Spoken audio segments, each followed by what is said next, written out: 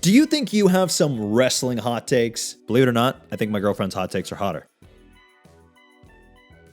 Welcome back to Leg Slapper. I am Casey Cameron, and that's right. In today's video, we are going to be discussing some hot takes in relation to professional wrestling. And no, these are not my hot takes. These are all hot takes that come directly from my brand new wrestling fan of a girlfriend. She has been watching wrestling for about the last I think we're coming up on her. WrestleMania 40 was her first one, 41 second. WrestleMania 42 will be her third WrestleMania. She does not know any previous lore of WWE. She does not know exactly why Hulk Hogan is such a big deal.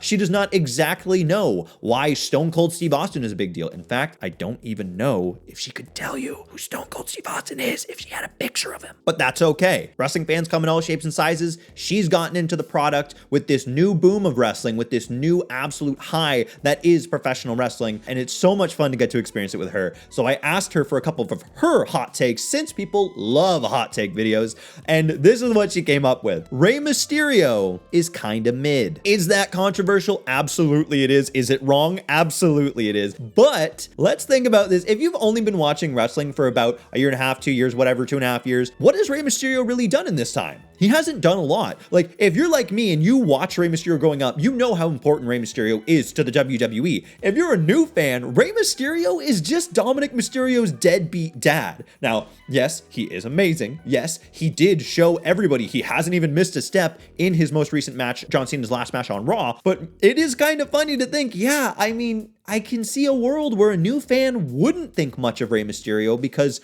right now he hasn't done much, and the WWE really doesn't make much of an effort to show why these these older guys are such a big deal, which is something that we will touch on later. Oh, how about this hot take for you? CM Punk is a whiny baby who does not stack up to Roman Reigns and Seth Rollins and is boring, not someone who should be a champion. She has no concept of who CM Punk is. She doesn't know about like his voice of the voiceless in his prime when he was first with the WWE. So it's really funny to watch her just absolutely be like, who is this old guy on my TV and why do I care? He doesn't look like he could beat up these other people. Again, this is a wrestling fan of 2 years. Is it a bit of a hot take? Yes, I will say I don't necessarily agree with this hot take. CM Punk did have a really good feud with Drew McIntyre. He had a really good feud with Seth. Now, you can say you didn't like them. There were some great matches that came out of them. So even if you're not loving what CM Punk is doing right now, like me, again, he's basically just PG Punk right now. He comes out, he says the same thing to get the same pop every single week, and that's perfectly fine. There's nothing wrong with that. I do see why there would be more people now being more critical of CM Punk than there would be during his initial run. So yeah, tell me what you think. Do you think CM Punk is mid? Do you think he's a whiny baby who shouldn't be champion? Because oh man, do I know a lot of people wanted CM Punk to be champion. Our next hot take, Braun Breaker is nothing special and doesn't have a thing, and what's with the woof woof? He's basically just a guy. Now, to be fair, I have seen some people share this sentiment that they don't actually see anything special in Braun Breaker, like a lot of people seem to think. I am someone that, yeah, I think Braun Breaker is going to be a pretty big deal. The guy's got it all lined up in front of him. He's got the talent. I think he's going to be just fine, but I do understand a little bit of the criticism. I will also acknowledge that Braun Breaker looks remarkably like my brother.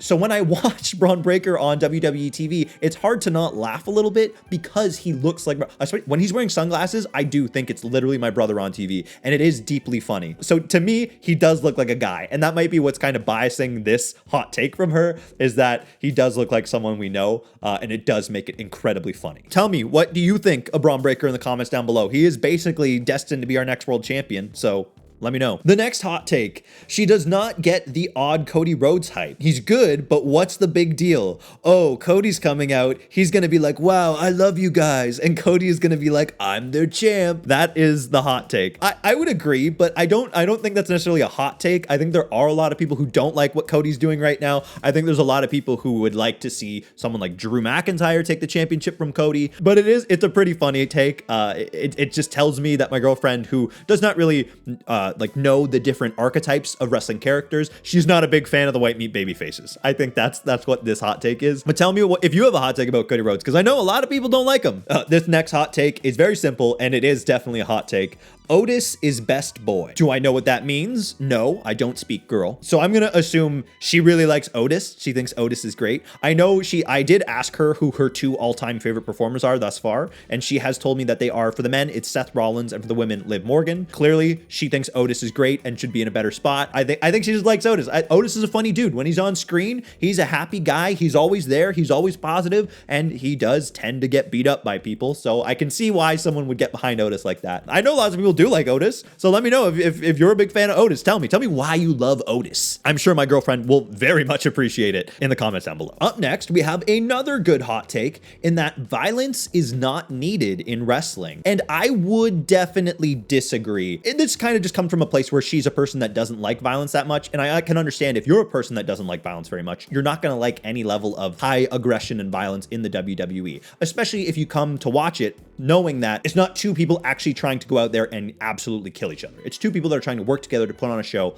to entertain people. But I would argue that violence actually is needed, but only in certain circumstances. If you look at the way that AEW uses violence, I think they tend to go a little too far sometimes, and they kind of use it when it's not needed. But I think WWE is a little bit better in that when the violence is ramped up on screen in the middle of a match, it usually is for a purpose. It is usually for a storytelling purpose or to make a guy look like an absolute threat. Let's talk about the build to WrestleMania for Jey Uso and Gunther when Gunther attacked Jimmy, right? That was a pretty high level of violence occurring on WWE TV, but I would argue that it was necessary and it saved the build for Jey's match. And I think a lot of people feel the same. So don't forget, tell me what you think about all these hot takes. I want to know what you think about violence in wrestling, so let me know down below. The next hot take, and I don't know how much of a hot take this is. It seems like it's a bit of a 50-50 split on Logan Paul, but my girlfriend likes Logan Paul and also believes that he is a future world champion for the WWE. And honestly, I would agree. I mean, let's look at it, right? Is Logan Paul amazing in the ring? No. Is he really good, weirdly good, better than most people would expect him to be? Absolutely, especially when it comes to being able to do incredibly athletic things. As long as he's in the ring with a half-decent, competent performer, Logan Paul is going to wrestle to a fairly good match. And Logan Paul comes out and gets the same level of heat as like a Dominic Mysterio minus the love. So would it make sense to maybe give the next Money in the Bank to a guy like Logan Paul? As much as I don't want to speak that into existence, yeah, I can see Logan Paul being a world champion as soon as next year. Our next take, the Judgment Day is better to watch than the Vision is. This is an interesting hot take, especially considering my girlfriend is a very big fan of Seth Rollins. Of course, he's no longer in the Vision, but she actually, I believe she made that hot take before he was out of the Vision. I would kind of agree right now. The Vision is boring. They're not doing anything. They're not really involved super heavily in anything meaningful because of the build to War Games right now.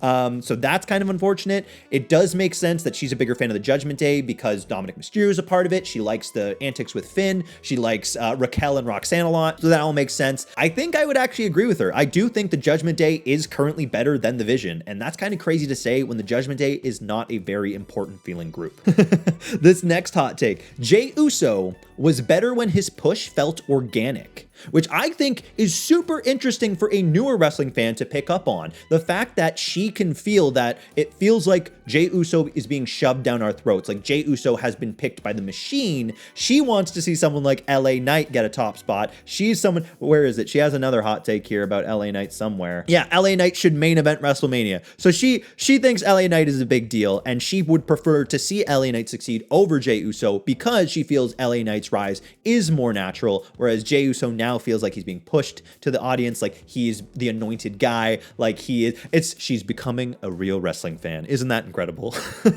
And to be honest, I would actually completely agree with this. I do feel that Jey Uso's push is no longer organic. I think you could argue it never was, but I would err on the side of it was, and then I would also err on the side of it no longer feels that way. Jey Uso is not performing right now to the quality of someone that is in the spot that he's in my humble opinion. That doesn't mean that he shouldn't be in that spot. It means I want to see him improve. Next hot take, Dragon Lee is underutilized. And you know what? I think that's fair. Even though he just won the tag team championships, the Raw tag team championships really don't matter right now. I'm hoping that, AJ Styles and Dragon Lee can make these tag championships feel important again. I'm hoping this will help Dragon Lee feel like a big deal because, man, can Dragon Lee go? Dragon Lee is another one of my girlfriend's favorite performers, so this hot take is not that big of a surprise to me. I don't even know if this would be considered a hot take. I think it's just this kind of a true thing if you like Dragon Lee. He is really good, and he's not used that much, or at least not used effectively that much. Next hot take, Lyra should be in a better position in the company. And I would actually agree with that. I don't think Lyra should be involved in this Bayley storyline. I don't know what's going on. I really hope they're not planning to book this match for WrestleMania between Lyra and Bayley, because that sounds not fun. I don't want to spend the next,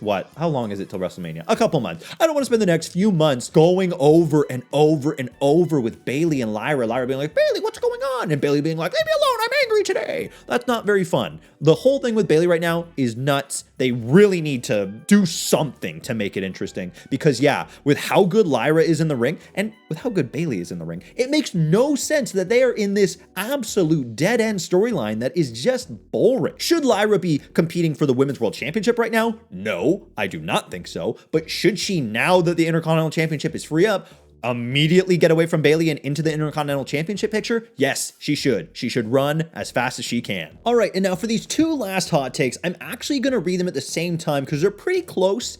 So basically, too many legends without adequate explanation and too much story to catch up on for a new fan. For that second one, too much story to catch up on, absolutely. I can't even imagine what it would be like to be a wrestling fan right now and walk into Friday Night SmackDown this week and then try and figure everything out and what's going on. If you're by yourself, that sounds next to impossible. Now, obviously, that's a good problem to have. It means that you as a fan, you can go back, you can experience decades and decades in entirely different eras, entirely different performers, entirely different styles, all within a single company. And that is really cool. I can also just, obviously, I can see how that would be overwhelming for a new fan. And then at the same time, the idea of there being too many legends without explanation of how they're legends, yeah, I think that's actually a fair hot take. And I think that's a fair criticism of current WWE. In fact, I'll use an example of this to show exactly what I mean. When Asuka and Goldberg were having their whole back and forth thing, and it was Asuka's birthday, and the WWE did a video package for Asuka explaining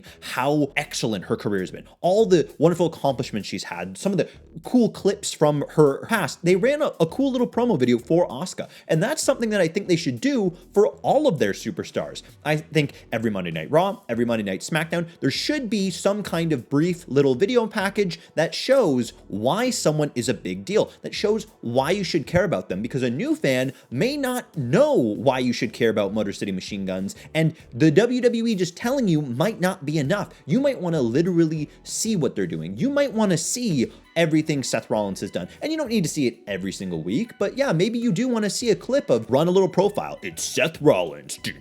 You know, pick a song, have the whole training montage, have big clips from the career, big moments, big wins, have that kind of stuff. In brief clips from important storylines. That's a great way to introduce the new fans you're bringing in to who these performers are and what their past is like in a organic way that doesn't feel horrifically unnatural. Yeah, now you are still putting in the legwork to do that, but I think that's something that actually will increase the overall fan level of a lot of superstars once newer fans who are coming in understand, oh, okay, I get it. You're not, because then at least you're not being told, you're being shown exactly why they're a big deal and exactly why you should care about them. I think that's perfectly fair. If Rey Mysterio is going to be around and my girlfriend's going to think he's mid, that's not good. I mean, obviously she's open to her opinions. If you feel Rey Mysterio is mid, you are welcome to feel that way. I don't feel that way. I don't think anybody should feel that way. But I also think it's fair to say, like I said at the top of the video, it just makes sense. If you haven't seen Rey Mysterio do anything and everybody's like, oh, he's a legend, and you're just like, okay, but he doesn't do anything. That makes perfect sense. We do need WWE to spend a little more time with newer fans, for newer fans, actually showing why all these people are so legendary. I feel like usually we only get those kinds of things in the lead up to match types, like say like the Royal Rumble. You'll see the history of the Rumble. WrestleMania, you'll see the history of WrestleMania, but you don't tend to see the history of individual performers for WWE television, which sounds like a weird thing that they're kind of just not doing for no good reason, because it sounds like a great way to increase fanship for different performers all over the place. I don't know. What do you think? Do you think that there's too many legends and we're often told that they're a big deal without actually seeing why they're a big deal? Because I do definitely see some degree of that with WWE right now. Now, obviously, should you have to do that? No, not necessarily. I'm not saying they need to do that, but I am saying that I do think it would be a good idea to start doing something like that. Let me know what you think. Let me know what you think about any and all of these hot takes. Submit some of your own hot takes. If you leave a hot take down down in the comments down below. It might just make it into a future hot take video because I am planning to do more of these hot take videos. So let me know what you think of these hot takes. Tell me your hot takes. I want to hear from you. I want the spiciest possible takes down in those comments down below. I have been Casey Cameron. Thank you for tuning in to Leg Slapper, and I will see you in the next video.